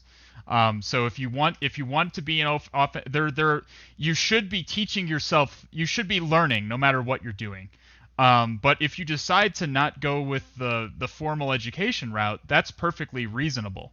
I'm not saying that there aren't degrees that can certainly help you. Like, I wish my degree was in cybersecurity or something like that. I'd be making more use of it, that's for sure. And the people who majored in like computer science and stuff, I wish I'd have majored in computer science and stuff like that, so I could have more of the complex understanding of the complex math that goes into how computers work and things like that. I could have a better understanding of encryption and things of that nature if I had done that. There's a lot of benefits to the higher education angle, but it is expensive. It's unassailable for a lot who don't have the privileges that that someone like me was afforded. So there are more efficient options to getting into cybersecurity without pursuing higher education. Okay, so as far as the military is concerned, I don't know anyone who went into military and said specifically, I want to be in cyber warfare. Um, um, I'm not saying those people don't exist. I'm saying I didn't know anyone who was like that. I didn't. A lot of the people, like they're constant, but I know that they're constantly looking for people to put into cyber warfare.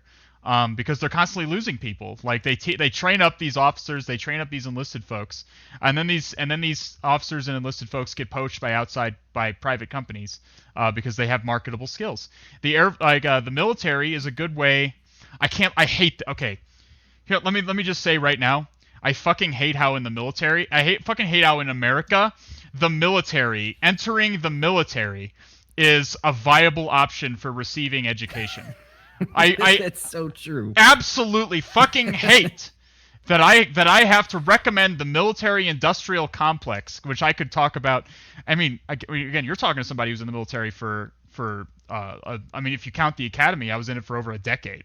But I absolutely detest how in America the military is the way that so many people have to seek higher education because it's just unapproachable for them from a financial standpoint. So I feel bad like encouraging anyone to join the military just to learn cybersecurity concepts. I would say if you want to get into cybersecurity, stay out of the military and do OSCP. OSCP is it's getting a little bit more expensive now, but it's still less expensive than most other certs on the market, and it's definitely going to be the most bang for your buck. Save up for it, get into the field, like work in like an IT job or something like that, like edge your way into the computer field, and do OSCP on the side when you have the money. I would say don't go into the military. The military will give you the training and stuff that you need, but it's not worth the other trade-offs. Definitely not. And I don't think it was for me either. Just for one very small but one very critical detail of what it actually entails being in the military, and that is you might sign up for something or you might do training for something for like a specific type of job or a type of role. You might not get that as soon as you change bases. You Right. might be doing something totally different. And that alone, I feel like set me back from my peer group years. It absolutely. And Same thing. I feel like I could have had an entry into information security much faster had I not done that. I couldn't agree more. Like when I went through the officer like training school for cyber warfare right after I quit being a pilot and stuff, I was exposed to the security world in that training, and I was like, this is the bomb, this is the shit. And I was like, what are my jobs? What are my options for jobs in this field out of here? And they're like, well, you at that time there was they changed it shortly thereafter, but there was A shred and there was B shred. A shred was those high octane guys who were like, on network, either attacking or defending, America's cyber infrastructure. Obviously, I wanted to be on the offensive side. I took a shine to the offensive side of things pretty early on. But I was going to take any kind of highly technical field, and the B shred was just base comm, just base communications and stuff. And as you can probably, as you can imagine, the assignment that I got I was number one in my class, to be clear. Out of my class of like 40 people, I was number one. But they didn't have any A-shred jobs available. There were just no jobs available, and when like there were historically only a few people like in the very top of the class got A-shred jobs. But when I was up for my job assignment, they didn't have any A-shred jobs available. Just how it shook out. They just didn't have any. So they sent me to Yokota Air Base in Japan. Now, which was to do base comm, which granted was fucking awesome, but not because I liked the job. Yokota was fucking sick. It was pretty fucking cool. Yeah, you were there. It was fucking great there, man. I miss it to this day. I miss living in Japan. I really do. I fucking loved it there. It was Akihabara was so good to me. Like it was, most of the stuff you see behind me came from Akihabara. Like it was just mind-boggling. I just absolutely fucking loved being there. I loved every part of it, really. I got to live off base too. I was not subject to the limitations of most because I was an officer. I got to live out on the economy in a Japanese house, and it was fucking awesome, dude. I only had to be on base when I was working. That was all great. That was fantastic. I loved it. It was great. But I hated the job I was doing there. I'm gonna be honest with you. Fucking hated it. I felt like I wasn't like I was just going in doing my 9 to 5 job. You know, I wasn't learning stuff. I wasn't. This is not on the Air Force either. I could have been doing stuff on my own time to be learning, and I just wasn't. I was too busy blowing my mind at how fucking awesome Japan was. But when I wasn't doing that, I was just at home playing video games, which I regret to this day. I wish I had been doing OSCP then. I wish I had been learn all this stuff that was going to help me. I hoped at the time move into a more technical field. And my next assignment was more technical, but it still wasn't offensive. I was in a threat hunting position at that point, which was still more technical, and that helped catapult me into where I am now. But yeah, like the military is when you're in the military, they have control of where they send you. You don't have control. You just say, you put in your preferences, and then the powers that be decide where you go. Whether or not that aligns with your preferences, like, who cares? It doesn't really. They pretend, they sort of like they sort of halfway listen to your preferences. Like I got Yokota because I was number one in the class, and because if I didn't have any A-shred jobs, my number one choice on the sheet was Yokota Air Base, just because of Japan. So that's where they sent me, because there were no air. So I did get to choose, kind of, but you're not in control like you would be in your private life. Yep. And I think for me personally, the military, I was coming out of high school around 2010, and America was still recovering from that huge housing market crash. Of course. And nobody was hiring. Literally nobody was hiring Sure. anywhere, especially people without experience. Sure. And coming from a relatively poor family, I mean, we weren't like dirt poor, but we kind of like lower middle class. College was not doable for me. Sure. And so military was just a means to an end. And I'm sorry that it should not be this way, in that it be that way in this country, where you have to put yourself in harm's way to simply get an education. That should not be the case in the wealthiest nation on earth. But so my heart goes out to you on that one, brother. Yeah, and I mean, like, I grew up, I loved guns, bombs, fighter jets. I was all about that shit anyway. So I mean, It was a stepping stone, but in my opinion, it wasn't a bad stepping stone. You know, I don't. To be clear, I don't hate the military. I don't hate my time in the military. Like I lament the position that a lot of Americans are put in, where they literally cannot afford. There are no jobs. There's no way to get an education to go get a job, because education is so expensive. And they're like, well, the military is my only option. You have to end up putting yourself in harm's way. and potentially go into Afghanistan like I did, in order to like just fucking get educated, like or just get some and just subsist in society. I just think that's I just think that's bullshit. That being said, I don't have any animosity towards the Air Force. It is what it is. It is what it Yeah. needs to be. It is what it needs to be for the most part, I think. But I think things have changed significantly since then because I mean we have courses out there now like you can pick up almost everything that you could learn from doing OSCP or the PTP from eLearn Security. You can get that kind of education from like Udemy or INE or any of these learning sites. Like you can do it relatively cheap. It's Sure. just you won't have that credential afterward. But Right. The credential is not nothing. Like it again, people underestimate the value of just getting your foot in the door with HR. A lot of HR representatives will just pass up your resume if you don't have some of the things that they're looking for, the specific certs that they're looking for. OSCP is one of them. yeah, so I think there are a lot more options available to people now versus 10 years ago. I do agree. Like the internet has brought us a lot of positive change, and one of them is easy access to education. Yeah. And so speaking of learning different skills, pen testing has a number of different like little subfields, if you will. Like you got external, internal, mobile, Mm-hmm. cloud, web app. I'm looking at my notes now. Um, of those subfields, which has been the easiest for you, and which has been the most challenging? I mean, they're all. In I would not say any of them is easy. I would not say any of them is easy by any regard. I wouldn't say that.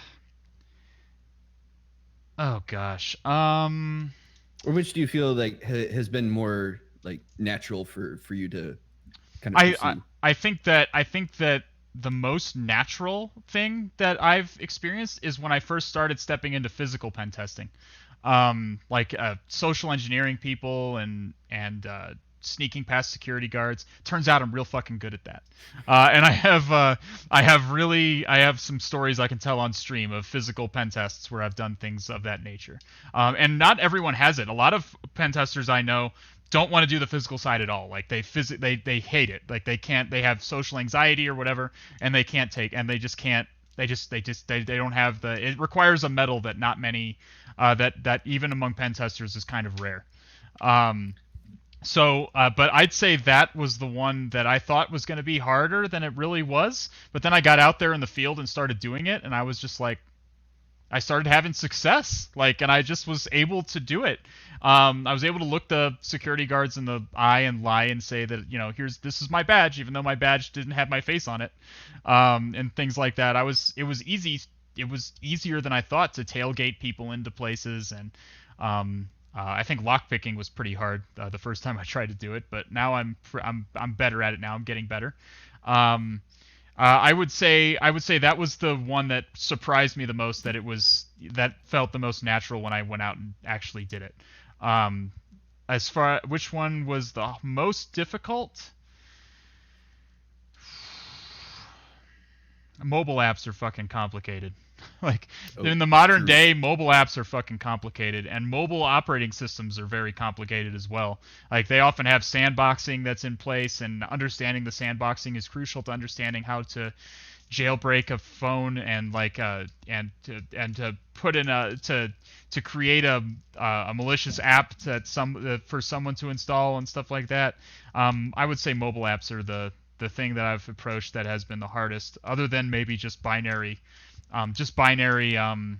exploitation in general. That shit is fucking hard. That shit's the fucking deep magic. That's the real. Oh, yeah. That's the real eldritch arts of the.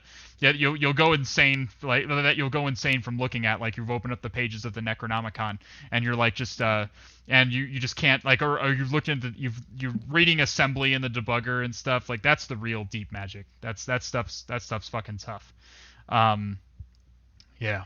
Yeah, I'd say those are the hardest things that I've encountered. Everything else has been somewhere in the middle. So what do you think it was about physical pen testing that came easy for you? I imagine being like a going for like flight like pilot training and going through officer courses, I imagine like having like that type like A type personality is definitely like beneficial. But do you think there was something else to it? I would say it's just it's a social savvy primarily. That you're worried about with that. It's not so technical. It's more just understanding how people work and understanding how they can be exploited. So that's what you're mostly concerned about with the physical field. Um, so I just found it was easy to lie. I guess it was easy to make people trust me. I think I benefit a lot from being like a white guy, like a late 20s, early 30s white guy who speaks well, presents himself well, can look someone in the eye, um, and understands how to. I think it just came easily. It came more easily to me manipulating people. Um, than it did even like it was just something I could intuitively understand. There's almost nothing intuitive about hacking. Like you have to understand the computer system itself and then understand how it can be subverted. There's not too much that's actually intuitive. Um, but I found that my instincts were just right for like understanding people in particular, and figuring out how they could be manipulated, I guess. And that sounds kind of mean, but I was it's a necessary field because I have to break into a place so that the bad guys don't, I guess. So it was something I just I understood by instinct rather than having to learn everything about how SQL works in order to figure out SQL injection, if that makes sense. Yeah. Yeah. And for the rest of us, especially as we continue to find more and more people interested in information security, what resources would you recommend to them to learn more about pen testing? Well, it depends. If you want to learn how to pen test, I recommend Georgia Weidman's Penetration Testing: A Hands-On Introduction to Hacking. That book is pretty outdated now. She wrote it in 2014, and she's been saying for a couple of years that she's been working on a second edition. But that book still is the best introduction you're going to get, or preparation you're going to get for OSCP.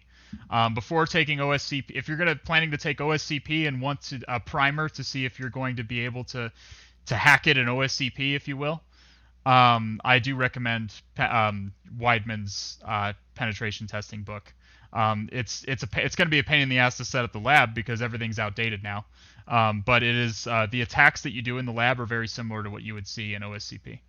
And you at the end she takes you from nothing. She assumes you know nothing, and she takes you at the end of the book. You're writing a custom buffer overflow exploit for War FTP, the well-known War FTP buffer overflow exploit.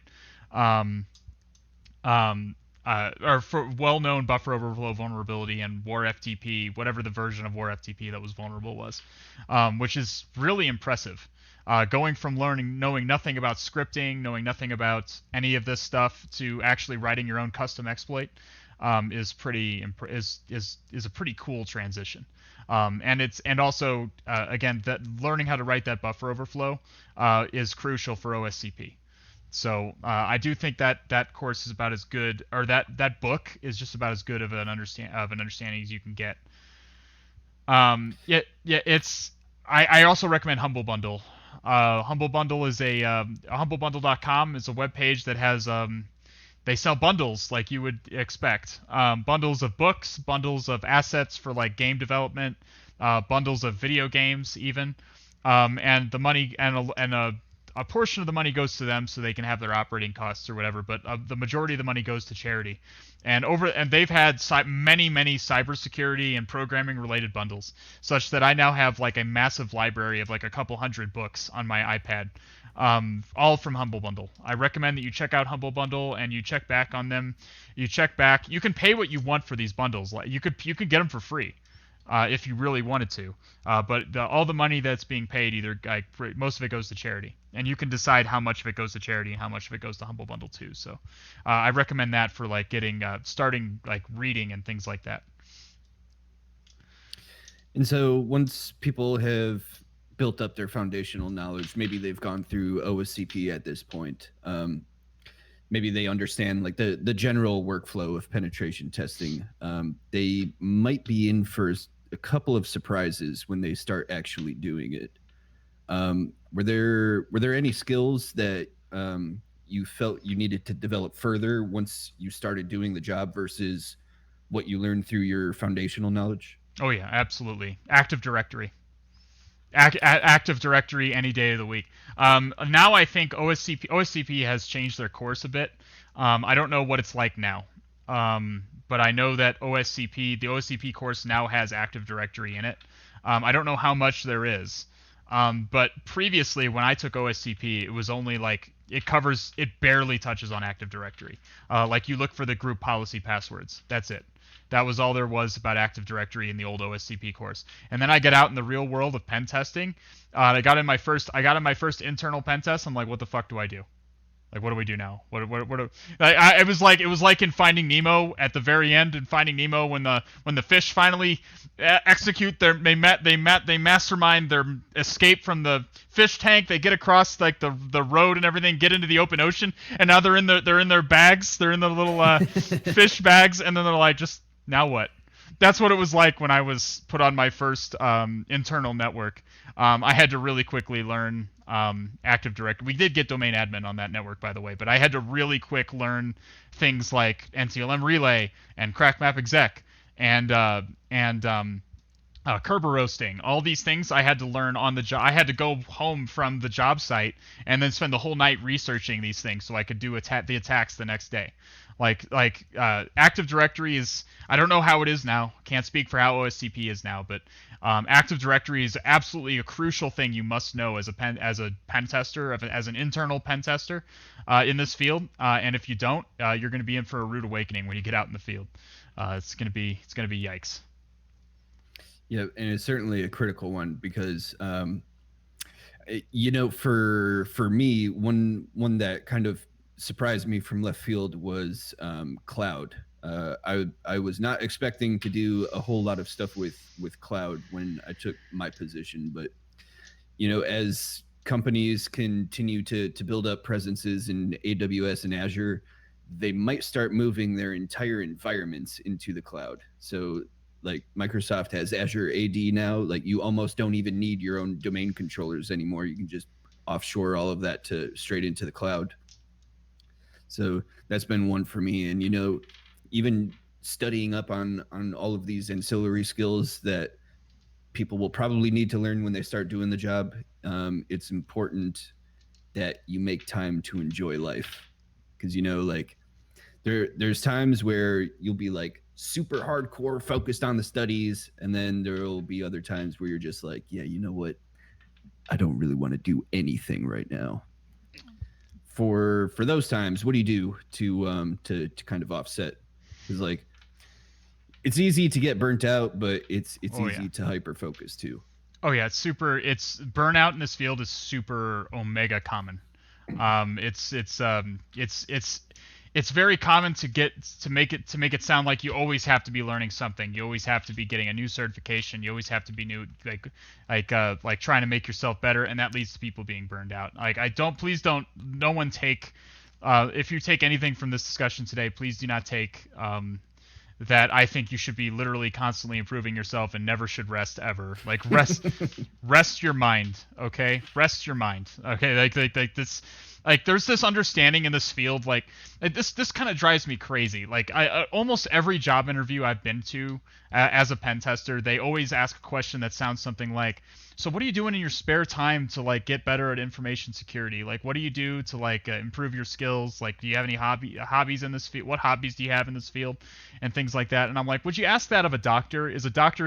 When a doctor goes in for a job interview, are they like, so what kind of operations are you doing in your spare time on the weekends? Like what kind of surgeries are you doing on your friends? Like as a hobby? I'm like, that's just not that's just, that it seems to be a unique thing that's only that is only expected in this field, in like the tech field of like software development and penetration testing and red teaming and things like that. It's expected that your life revolves around it at all times. And if I mean, and to be clear, I think the best people I have, the best people I've worked with are all people who are hobbyists who do this stuff in their spare time, and they have a passion for it. It indicates you have a passion for it if you're doing it in your spare time, but you shouldn't be doing it in all of your spare time. So, with the things I do to unwind, I mean, video games. I still do video games. I play. Most commonly, I play Hearthstone, and I played Amnesia on stream not too long ago. That was for Spooktober. That was interesting. And then there was I played Bloodborne and Sekiro, and I started Dark Souls and then just kind of petered out because it wasn't Bloodborne. Bloodborne really blew my fucking mind, so I was like, then I started Dark Souls and I was like, well, this doesn't feel like Bloodborne. How dare they? But like, so like video games, I read, I go outside, I hike, and I like to do outdoorsy things and get out and see the world. I live in a place that's pretty close to some nature, so I like to get out and see the nature when I get a chance. And these are all things that are perfectly valid, like are perfectly anything that you do that rests your mind, that you can do to unwind, is perfectly valid. Even if you're like, well, all I'm doing in my spare time is masturbating. Like, as long as that's helping you unwind and you're approaching your next day like refreshed and ready to learn and ready to make yourself better, like, I mean, like, jerk off all you want, my friend. Like what who am I to judge? You know, whatever you're doing to get whatever you're doing to or if you just want to watch Netflix, or I like movies. I watch a lot of movies. So I particularly like movies. I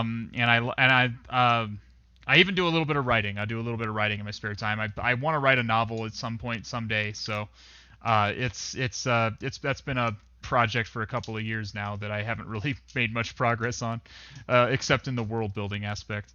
But just have things that you do in your spare time, regardless of what they do, that don't involve pen testing, don't involve high amounts of brain power, so that when you do actually, so that you can rest. Your brain needs rest too. So, but then do commit yourself to constant improvement. Now, when I say constant improvement, I don't mean like literally every second of your life you're like buckling down to try and make yourself better at what you do. I mean, like, you always have goals like that you're working towards in a generalized sense, like a new certification, a new job you're trying to work towards, that you're actively trying to seek out, that you're never just stagnant and not learning anything and going in for a 9-to-5 job. That's what I'm trying to avoid. That's what you should be trying to avoid, in my opinion. Yeah, and I sometimes find myself on the complete opposite of that. It's like, when I get burnt out for a really long time, like months, sometimes years. But most of the time I'm pretty okay. It's just when I focus on something, I like completely, like, I got blinders on, just completely ignore everything else. And for those times, it's really important to get up and at least move around a little bit, because like there's times, like, if you sit for too long, like, fluid will start building up in your elbows, and it'll be a lot like tennis elbow. It's just really, really difficult to get rid of. So for me, doing things like Brazilian jiu-jitsu, just even going out for a quick run, like anything to like get the joints moving, at least sometimes, like, you have to move throughout the day. Sure. I that's why I do like I have like I have channel point redemptions for like for doing fit deck, like cards from my fit deck here, and doing pull-ups and stuff, because that's what I do during the day. Like, I just randomly during the day, I'll be like, okay, I got a minute, let's just draw a card from the fit deck and do it real quick. Like, I think that I do go to the gym and stuff, but this is just a way that during the day I keep my mind active. I keep from slipping into I keep from just stagnating and just watching YouTube for long periods of time just because I have nothing to do. It keeps me active, it keeps my mind active, and it keeps me healthy as well. So I recommend everybody, even pen testers, that they get up during the day and make an attempt to be active to some degree. Whether it's doing various exercises in your room, or going for a walk, or going to the gym, like whatever you do that keeps you active is always good in my book, in my opinion. Yeah, and so starting to bring this a little toward a close. I know we're going on almost 2 hours now. Yeah, it's been a long one. So, what advice do you have for people struggling to find their place in InfoSec? I mean, I would say that I empathize with you. There's so much to look at, even within this this very niche field of cybersecurity. There is a niche field. There are so many other niche fields, and then there's other niche fields within those niche fields. Like it's like, hey dog, we heard you like niche fields, so we put some niche fields in your niche fields. I would say that I empathize with you. I would say that if you want to go into if you're interested primarily in the offensive side, you should start looking at resources to learn the offensive side. Like and if you're thinking, hey, I want to see if I can get a job in the offensive side, then I would say start working towards OSCP. If you can't pay for it right now, then maybe get into a job that will pay for a certification. Like all of my jobs pay for my certifications, in most cases. So get into I just try to work your, and even if you don't have the money to take OSCP, or you don't want to make that commitment right now, then get some books, or do a Udemy course. Watch me stream even, and I'll do what I can to teach you the basics, give you the idea of what it's like. Like there's other streamers also that do pen testing, that do hacking stuff, that do science and tech related stuff, that you should watch. Like expose yourself to a lot of aspects of the field. I'm dating someone who's a threat hunter right now. So she doesn't like the offensive stuff. She likes the defensive stuff. She likes to be like a detective, a cyber detective, and hunt down the indicators of compromise on a network, and discover what the attackers have been doing, if anything. That's what gets her going. Just expose yourself to a wide variety of things in the field, and see what resonates the most with you. I know a number of people who want to work primarily with web apps. Like all they really want to do is web apps. Thank God they exist, because I don't want to work with web apps. I want to graduate out of web apps and move somewhere else someday. Not graduate out of web apps, but I don't want to be doing like these generalized pen tests and doing web application security forever. I want to move into, I have different goals. Like just expose yourself to the field, like reach out into it with a genuine, with a genuine intent to be open-minded to it, and to experience a little bit of struggle, because there's always going to be struggle. Experience a little bit of struggle, a little bit of adversity, and immerse yourself in it and see what resonates the most with you. Then that'll help you figure out what you want, what your future is in the field, if indeed you want to get into this field.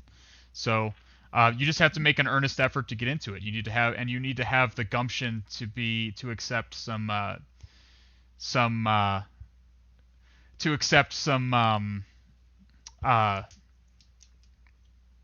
struggle, I guess. I was looking for a better word than struggle, because I already said it, but we'll say struggle again.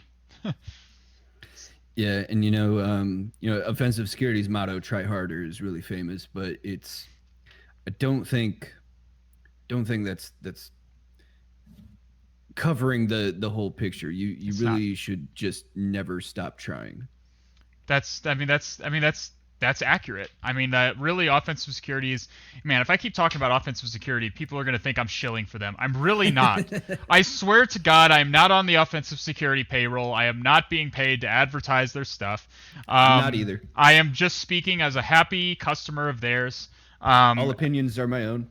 All opinions are my own. I am speaking as just a happy customer of theirs who took a bunch of their certs and liked them, and is doing well in life because partially because of them.